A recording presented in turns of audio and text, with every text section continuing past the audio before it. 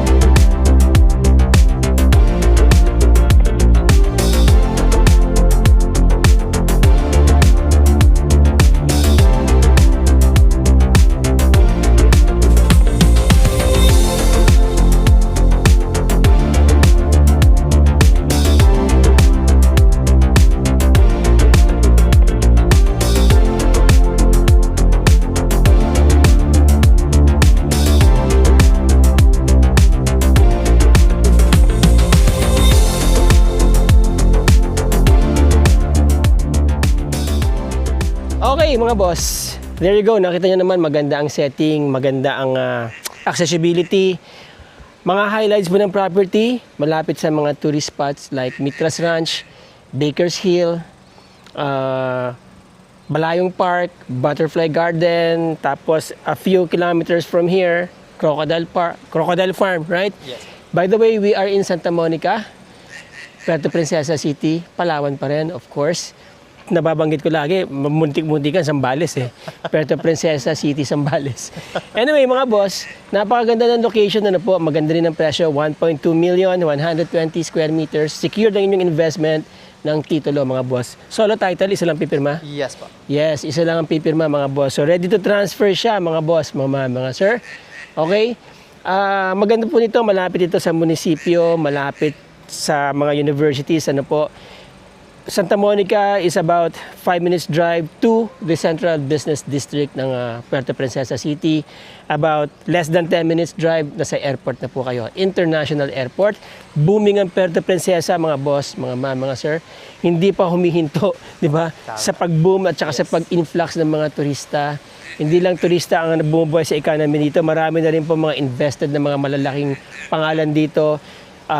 Nag-i-invest na dito yung mga malalaking brand like Santa Lucia, San Miguel, kung ano-ano, subdivision, ano po, at kung ano-ano mga projects ang ini-invest nila dito ngayon sa Puerto Princesa. So this is the best time to buy, especially if you're into land banking. Bilhin nyo lang yan, kahit hindi nyo pagawa ng bahay yan. Eventually, in 3-5 years time, malaki na ang kinita ng pera ninyo through land banking dito sa Puerto Princesa City, mga boss.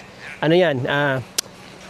Inflation proof, di ba? Yes. Instead na nasa bangko yung pera ninyo, put it in the land, alright? So there you go. Short presentation lang tayo ngayon, mga boss, mga ma'am, mga sir. Wala naman masyadong nakalagay dito sa property. Maliban sa mga tanim na kamote, of course, may sili dyan, no? And saging, papaya, yan. Ano? 120 square meters lang siya. Ang kanyang frontage is about, this is about, I think, 10 meters, no? Yes. 10 by 12 siguro yan, mga boss, mga ma'am, mga sir. Alright. Alright, so yung mga interesado dyan, nandyan ang aking contact details, mga boss, mga ma'am, mga sir. Kontakin nyo ako. At para kung nasa Zambales na po ako, by March 1, March 2, uwi na ako sa Zambales eh.